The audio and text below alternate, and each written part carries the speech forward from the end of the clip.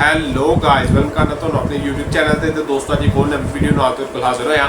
ਅੱਜ ਦੀ ਵੀਡੀਓ ਦੋਸਤੋ ਵੀ ਜਿਹੜੀ ਇਹਨਾਂ ਦੇ ਤੁਹਾਡੇ ਇੰਡੀਅਨ ਜਿਹੜਾ ਮੀਡੀਆ ਉਹਨਾਂ ਦਾ ਰਿਐਕਸ਼ਨ ਲਿਆ ਗਿਆ ਹੈ ਤੇ ਉਹਨਾਂ ਨੇ ਪਾਕਿਸਤਾਨ ਦੇ ਰਿਲੇਟਿਡ ਤੁਹਾਨੂੰ ਪਤਾ ਹੈ ਜੰਗ ਹੋਈ ਸੀ ਤੇ ਕਾਫੀ ਜ਼ਿਆਦਾ ਜਿਹੜਾ ਨਾ ਹਮਸਾਇਆ ਮੁਲਕ ਦੇ ਵਿੱਚ ਕਾਫੀ ਜ਼ਿਆਦਾ ਚੀਖੋ ਪੁਕਾਰ ਦੀਆਂ ਆਵਾਜ਼ਾਂ ਸੁਣੀਆਂ ਗਈਆਂ ਨੇ।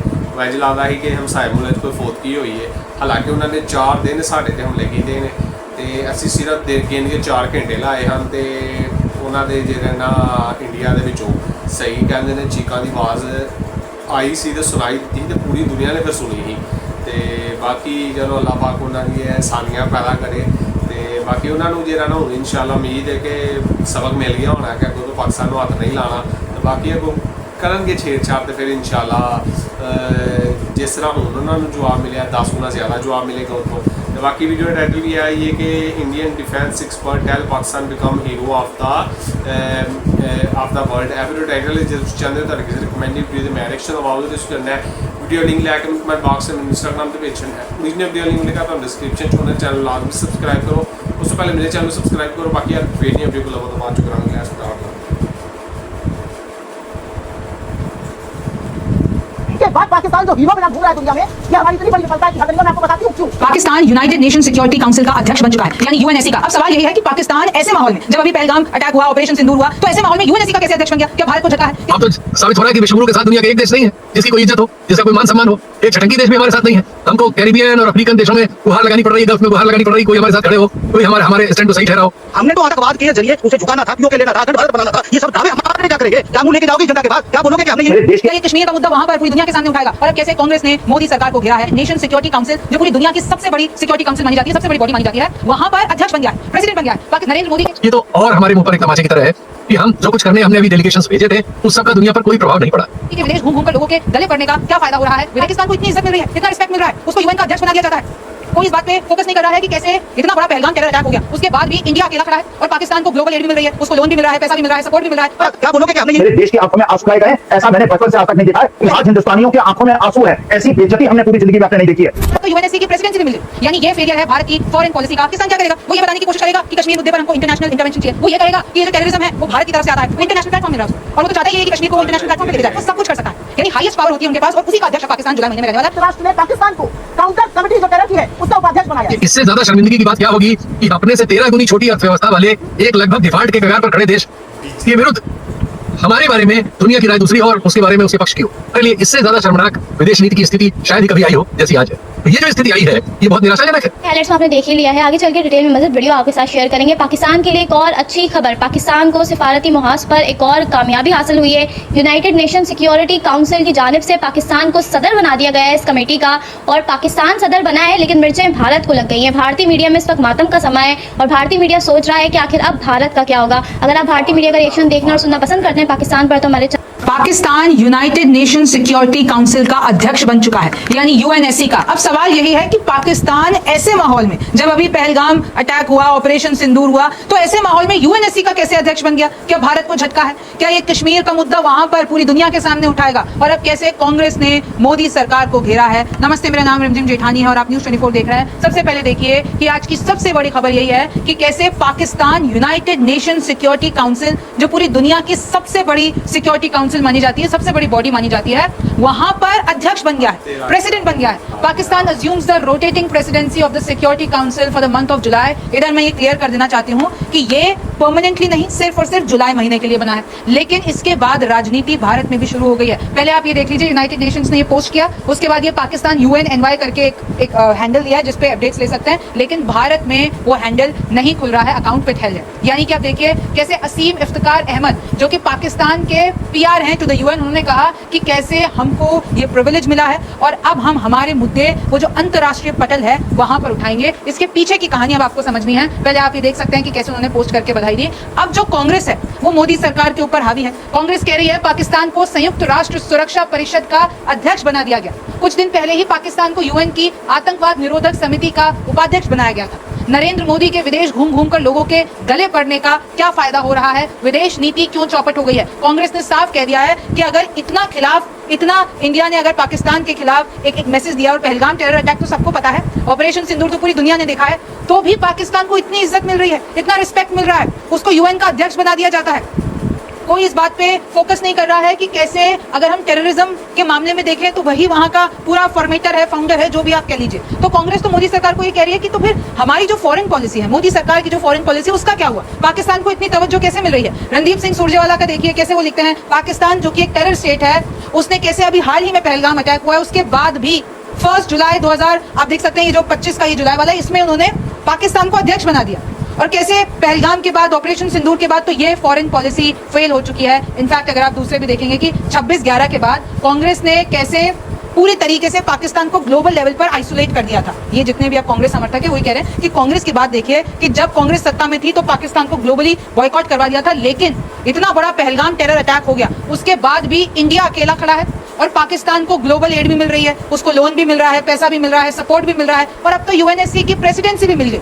यानी ये फेलियर है भारत की फॉरेन पॉलिसी का। तो आप देख सकते हैं किस तरीके से इस पर सवाल उठ रहे हैं। इनफैक्ट एक रिपोर्ट भी देख लीजिए कि ये कहा गया था कि जब इसको प्रेसिडेंसी मिलने वाली थी और अब मिल गई है, लेकिन जब मिली नहीं थी तो उससे पहले भारत ये कोशिश कर रहा था कि पाकिस्तान को यूएनएससी प्रेसिडेंसी नहीं मिले, उसको अध्यक्ष ना बनाया जाए, लेकिन ऐसा हो नहीं पाया। तो अब जो विपक्ष है वो सवाल उठा रहा है, यानी हमारी सरकार जो है वो फेल हो गई। हमने ट्राई किया कि आईएमएफ का उनको लोन नहीं मिले, फिर भी मिल गया। हमने ट्राई किया कि वो ब्लैकलिस्ट हो जाए पाकिस्तान, फिर भी वो नहीं हुआ। हमने ट्राई किया कि प्रेसिडेंसी नहीं मिले, फिर भी हो गया। उधर जो समिट अभी हाल ही में हुई थी उसमें हमने अपने साइन भी नहीं किए थे, क्योंकि जितने भी उधर देश थे उन्होंने जो है टेररिज्म की बात नहीं की, पाकिस्तान का मुद्दा नहीं उठाया।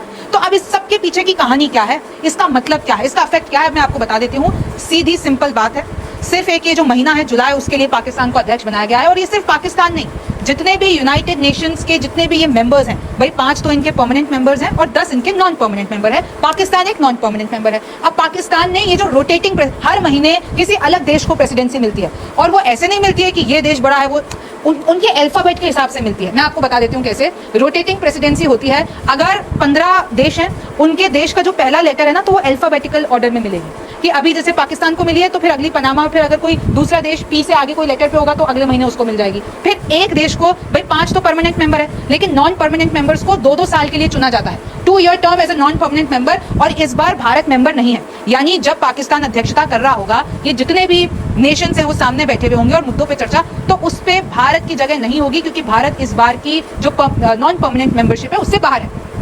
Pakistan last held UNSC membership in 2012 and 13 और 1950। ये जो पहली बार नहीं है कि पाकिस्तान यूएन का नॉन परमानेंट मेंबर रहा है, भाई पाकिस्तान ने 1952 के बाद 7 बार ये जो मेंबरशिप है उसके पास आई है। लास्ट उसका था 12-13 में, और अभी उसका वापस आ गया है। तो अभी इसको प्रेसिडेंसी मिल गई, और जो भी मेंबर होता है उन सबको प्रेसिडेंसी मिलती है। कोई पाकिस्तान कोई अलग अकेला बहुत बड़ा देश नहीं है जो उसको वो मिल गई है। ये इन लोगों का प्रोसेस है, ये होता आया है। अब देखिए सवाल ये किया जा रहा है कि भैया पाकिस्तान को अध्यक्षता, चलिए प्रोसेस है जो भी है, लेकिन वो इस सिचुएशन पे मिली है, इस ऐसा अभी चल रहा है भारत पाकिस्तान जो पोस्ट वॉर नैरेटिव है। तो अब पाकिस्तान क्या करेगा? वो ये बताने की कोशिश करेगा कि कश्मीर मुद्दे पर हमको इंटरनेशनल इंटरवेंशन चाहिए। वो ये कहेगा कि ये जो टेररिज्म है वो भारत की तरफ से आता है। वो ये कहेगा कि हमने कैसे ऑपरेशन सिंदूर के मुकाबले हमने विक्ट्री हासिल कर दी। वो यही तो, जब अगर उसके पास कोई चेयर है, कोई अध्यक्षता है, तो जितने भी दूसरे देश बैठे उनको यही बताने की कोशिश करेगा कि पाकिस्तान महान है पर हमारा दुश्मन इंडिया नहीं है। तो इस तरीके से अब ये मामला उठाया जा रहा है कि कैसे, चाहे वो ऑपरेशन सिंदूर हो, चाहे जम्मू कश्मीर हो, तो पाकिस्तान के पास क्योंकि विजिबिलिटी आएगी अगर वो 2 मीटिंग करेगा। देखिए मैंने साफ लिख रखा है,